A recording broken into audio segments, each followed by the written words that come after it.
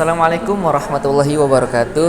Selamat siang teman-teman semua. Semoga keberkahan selalu menyertai kita semua. Perkenalkan, nama saya Bima Eka Saputra dan ini rekan kelompok saya. Perkenalkan, nama saya Muhammad Hafiz Burhanuddin. Kami dari mahasiswa Universitas Ibnu Khaldun Jakarta, Fakultas Agama Islam, program studi Pendidikan Agama Islam. Nah, di siang yang cukup cerah ini kami ingin mencoba menampilkan hasil dari pembuatan tugas video project sebagai salah satu tugas mata kuliah kami, yaitu Pemikiran Pendidikan Islam, dengan dosen pengampu Bapak Muhammad Siddiq, Dr. Muhammad Siddiq, dan Ibu Julia Fasa MPD. Nah, Fis, dengar-dengar nanti ada pantun. Iya. Nah, kasih tau Fis, pantunnya Fis. Jalan-jalan ke Taman Mini. Cakep. Sampai di sana bermain wahana. Nah, cakep. Inilah video kreatif buatan kami. Apa tuh? Selamat menyaksikan videonya. Oke, langsung saja kita bahas tentang materi yang pertama, yaitu tentang syarat-syarat menjadi seorang pendidik, atau istilah umumnya yang sering kita dengar yaitu syarat-syarat menjadi seorang guru. Apa aja sih? Nah, di sini dijelaskan. Kita mengutip dari salah seorang ahli yang bernama Ahmad Tafsir di karyanya yang terbit pada tahun 2004. Nah, beliau juga mengutip pendapat dari seorang ahli lainnya yaitu Sujono, yang menyebutkan bahwa syarat seorang guru dalam pendidikan Islam adalah sebagai berikut. Yang pertama, tentang kedewasaan umurnya. Jadi umur sini harus sudah dewasa bagi seorang pendidik. Kemudian yang kedua, tentang kesehatan. Baik itu sehat jasmaninya maupun sehat rohaninya. Jelas, karena dibutuhkan kesehatan seorang guru dari segi jasmaninya, fisiknya, agar mengajarnya lebih maksimal, lebih optimal, maupun sehat rohaninya secara spiritualnya. Kemudian yang ketiga, tentang kemampuan mengajarnya. Seorang guru itu harus ahli, harus kompeten, harus berkesusilaan dan berdedikasi tinggi. Harus berkompeten di bidangnya, dia mengajar apa materi yang ia kuasai. Oke, kemudian kita berlanjut pada slide berikutnya atau pembahasan berikutnya, yaitu tentang sifat-sifat yang harusnya dimiliki oleh seorang pendidik, oleh seorang guru. Apa saja sih? Nah, mari kita bahas. Yang pertama yaitu kita mengambil pendapat dari seorang ahli yang bernama Muhammad Atiyah Al-Abrashi di karyanya yang terbit pada tahun 2003 di halaman ke-146 sampai halaman 150. Nah, di dalam bukunya itu yang berjudul At-Tarbiyah Al-Islamiyah, beliau menyebutkan bahwa sebaiknya guru dalam Islam memiliki sifat-sifat berikut. Yang pertama, hendaknya guru memiliki sifat yang namanya itu zuhud. Apa itu zuhud? Maksudnya itu, jadi guru itu tidak mengajar dengan mengutamakan materi, sebagaimana pendapat dari seorang ahli yang bernama Al-Mawardi. Beliau mengatakan hendaknya guru tidak menjadikan motif ekonomi sebagai hal utama dalam ia mengajar, melainkan ikhlas dalam mengajar, mengharapkan hanya ridha Allah Subhanahu wa taala. Itu yang pertama, zuhud. Yang kemudian yang kedua apa sifat yang harus dimiliki oleh seorang pendidik atau guru, yaitu bersih tubuhnya. Kenapa harus bersih? Karena guru itu digugu dan dituri oleh para siswanya, oleh para murid-muridnya, sehingga penampilan pun akan menjadi koreksi, akan menjadi perhatian bagi para siswanya, sehingga penampilan zohirnya, lahiriahnya menyenangkan, bersih jiwanya, juga termasuk dari bersih dari segi maknawi, yaitu tidak suka melakukan dosa-dosa secara terang-terangan, khususnya dosa besar. Nah, kemudian ketiga, sifat yang hendaknya dimiliki oleh seorang guru yaitu ikhlas atau tidak riya, serta bersikap jujur dalam pekerjaannya, yaitu dalam mengajar. Karena keikhlasan dan kejujuran seorang guru dalam mengajarnya itu merupakan jalan terbaik bagi kesuksesan murid-muridnya. Ini masih ada kaitannya dengan sifat yang pertama tadi, yaitu ikhlas dalam mengajar, sehingga akan mempengaruhi bagi kesuksesan murid-muridnya. Kemudian sifat yang keempat, Sifat yang keempat yang hendaknya dimiliki oleh seorang guru itu yaitu guru hendaknya bersifat pemaaf, yakni harus memiliki sifat pemaaf terhadap murid-muridnya, sanggup menahan diri, menahan amarah, berlapang hati, banyak bersabar, berkepribadian, dan memiliki harga diri, menjaga kehormatan, dan menghindarkan hal-hal yang dianggap hina. Karena seringkali kita temukan perilaku-perilaku siswa yang memang tidak sepatutnya sehingga membuat emosi seorang guru itu meluap. Tapi di sini kita dianjurkan oleh seorang ahli yang bernama Muhammad Atiyah Al-Abrash ini hendaknya memiliki sifat pemaaf, dilatih hingga mempunyai kesabaran dalam mengajar siswa-siswanya. Kemudian yang kelima, guru hendaknya bersifat kebapaan. Apa maksudnya? Maksudnya adalah guru hendaknya mencintai murid-muridnya seperti guru itu mencintai anak kandungnya sendiri. Makanya ada istilah yang sering kita dengar, yaitu guru merupakan orang tua bagi siswanya ketika ia di sekolah. Jadi duhai kalian para guru, mengajarlah kalian sebagaimana kalian mengajar anak-anak kandung kalian sendiri. Kemudian yang keenam, guru hendaknya mengetahui karakter murid, yang mana itu mencakup pembawaan, kebiasaan, perasaan, dan pemikirannya. Ya, dan ini sangat penting berarti bagi seorang guru untuk mempelajari psikologi, baik itu psikologi umum maupun psikologi pendidikan, karena di dalamnya itu akan membahas tentang bagaimana seorang guru itu bersikap kepada siswanya dalam mengajar, sehingga guru mengajar sesuai dengan kemampuan siswanya, sesuai dengan pemikiran serta sesuai dengan siswa-siswanya. Kemudian yang ketujuh, yang terakhir, yaitu guru hendaknya memiliki atau menguasai mata pelajaran yang akan ia ajarkannya, menguasai materi yang akan ia tampilkan di kelasnya, serta memperdalam pengetahuannya tentang mata pelajaran yang ia ajarkan tersebut. Nah, makanya itu setiap guru hendaknya ahli sesuai dalam bidangnya. Kalau dia sarjana hukum, maka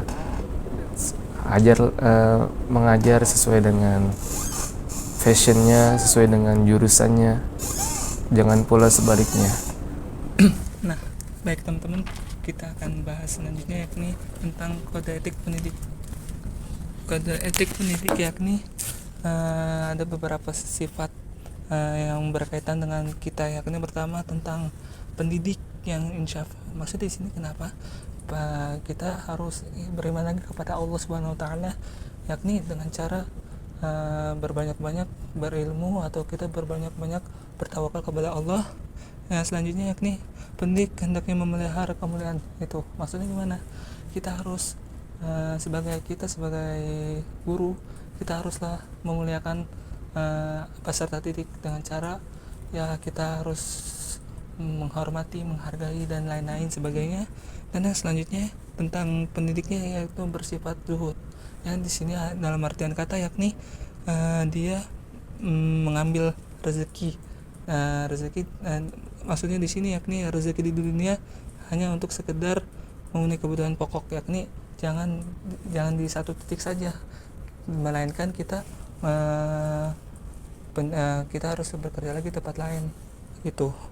Selanjutnya yang ke D yakni pendidik hendaknya tidak berorientasi duniawi dengan menjadikan ilmunya sebagai alat untuk mencapai kedudukan harta, prestasi atau kebanggaan atas orang lain. Maksudnya di sini yakni kenapa kita sebagai guru atau pendidik, kita haruslah mempunyai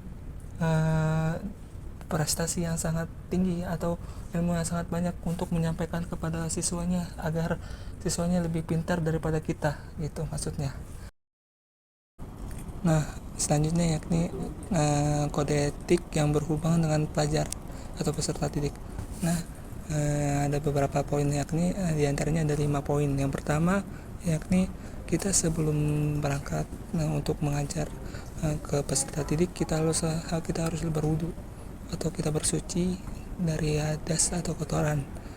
Yang kedua, kita sebelum berangkat ke sekolahan atau ke tempat-tempat kerjaan, kita haruslah berdoa dulu untuk kita niatkan kepada Allah, semoga apa yang kita ajarkan nanti ke peserta didik bisa untuk menggapai harapannya. Yang ketiga yakni pendidik harus mengambil tempat yang lebih cocok untuk kita pelajari. Maksudnya di sini kita haruslah pintar untuk merangkai kata, atau kita dengan baik dengan ucapannya, baik perkataan perbuatannya. Selanjutnya yang keempat maksudnya, mohon maaf, sebelum kita mulai mendidik atau mengajar, kita hendaknya membaca doa bersama-sama ke peserta didik, atau kita membaca ayat-ayat Al-Quran supaya apa yang kita diajarkan nanti mendapatkan keberkahan. Terus yang poin terakhir, yang kelima, yakni pendidik hendaknya mengajarkan bidang studi atau sesuai dengan hakikat nilai atau kemuliaan dan kepentingannya. Maksud di sini yakni kita mengajar sesuai dengan bidang studinya, atau sebisa kita. Misalkan kita bisanya akidah akhlak, ya udah kita fokus ke bidang itu, jangan ngelantur. Yakni yang ketiga atau poin yang kecil, kode etik pendidik di tengah-tengah para peserta didik. Nah, di sini saya akan menjelaskan beberapa poin. Yang pertama yakni pendidik hendaknya mengajar dengan niat mengharapkan ridho kepada Allah SWT, yakni dengan cara kita ikhlas untuk menjalankan niatnya kita sebagai guru. Yang kedua, pendidik hendaknya tidak menolak untuk mengajar peserta didik yang tidak mempunyai niat tulus dalam belajar. Maksud di sini kita haruslah sebagai guru harus niat ikhlas untuk menolak, maksudnya dalam artian kata kita harus menerima ajakan dari peserta didik itu untuk mengajar. Yang poin yang ketiga yakni pendidik hendaknya mencintai peserta didik seperti ia mencintai dirinya sendiri, yakni kita haruslah mencintai peserta didik sebagai apa yang kita ajarkan nanti ke peserta didik supaya dimengerti. Yakni yang selanjutnya, pendidik hendaknya memotivasi. Maksudnya di sini kita sebagai guru memotivasi kepada peserta didik agar murid tersebut termotivasi, bangkit lagi kembali untuk menggapai tujuan atau menggapai cita-cita. Selanjutnya yakni pendidik hendaklah melakukan evaluasi terhadap kegiatan belajar mengajar yang dilakukannya. Maksudnya di sini kita mencoba kepada peserta didik, kita misalkan bikin resume atau bikin kesimpulan apa yang kita diajarkan kepada peserta didik, materi tersebut apakah dimengerti atau tidak. Selanjutnya yakni pendidik hendaknya bersikap adil terhadap seperti didiknya. Hal ini pernah dikatakan di surat An-Nahl ayat 90, yang artinya sesampainya Allah kamu berlaku dan berbuat kebaikan. Itu Quran surat An-Nahl ayat 90, Quran dan lebihnya seperti itu. Dan yang selanjutnya, pendidik hendaknya berusaha memberi ke peserta didiknya baik dengan kedudukan ataupun hartanya. Maksudnya kalau misalkan kita atau misalkan muridnya lagi sedang sakit, kita seenggaknya kita ibalah atau enggak kasihan untuk menjenguknya misalkan ke rumahnya atau ke rumah sakit, misalkan dia sakit kita menjenguk, intinya gitu. Lanjutnya, pendidik hendaknya terus memantau perkembangan peserta didiknya baik intelektual maupun akhlak. Maksudnya di sini kita sebagai guru kita harus memantau peserta didiknya tentang akhlaknya maupun tentang kesehariannya. Bisa seperti kita menanyakan kepada orang tua melalui WA atau melalui telepon langsung kepada orang tua, atau enggak menanyakan kepada masyarakat di sekitarnya, atau enggak kita menanyakan kepada teman-temannya kesehariannya seperti apa. Selanjutnya kita pendidik dari penjelasan tersebut kita bisa mengevaluasi tentang kode etik ini yang dikembangkan oleh Al-Qanani, yakni di unsur menekankan pentingnya sifat kasih sayang terhadap manusia, lemah lembut. Dan Rasulullah juga yang berbunyi, sesungguhnya saya dan kamu laksana bapak dengan anaknya. Selain itu juga didasarkan atas paham mereka bahwa bila pendidik telah memiliki rasa kasih sayang yang tinggi kepada peserta didiknya. Maksudnya di sini kita sebagai seorang guru atau seorang bapak atau seorang ibu, kita haruslah mengkasih sayangi atau mencintai terhadap peserta didiknya, supaya apa yang kita ajarkan nanti akan membekas atau akan dipakai ilmunya.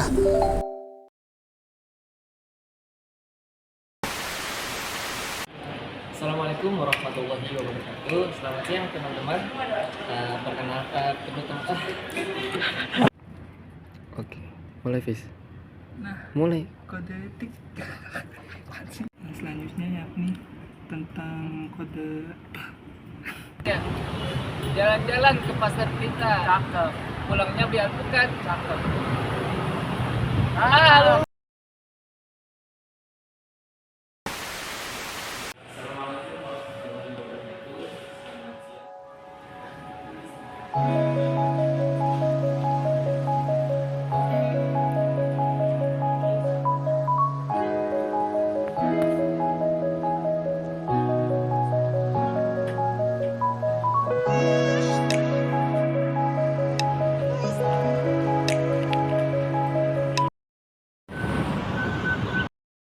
Alhamdulillah sudah sama-sama teman saksikan video kami. Tadi kami berharap video ini mendapatkan masukan atau kritikan dari teman-teman, dan khususnya kritikan kepada dosen pengampu pemikiran pendidikan Islam, yakni Bapak Dr. Muhammad Siddiq. Karena kami menyadari bahwasanya dalam pembuatan video ini pertama kali ini banyak sekali hal-hal yang harus diperbaiki, dikritik ataupun disaran. Nah, sebelum ditutup, sedikit pantun dari saya. Oh boleh, itu apa tuh? Siang-siang pergi ke kota. Cakep. Jangan lupa beli alpukat. Cakep. Demikian presentasi dari kelompok kita. Cakep. Semoga dapat bermanfaat. Amin. Amin.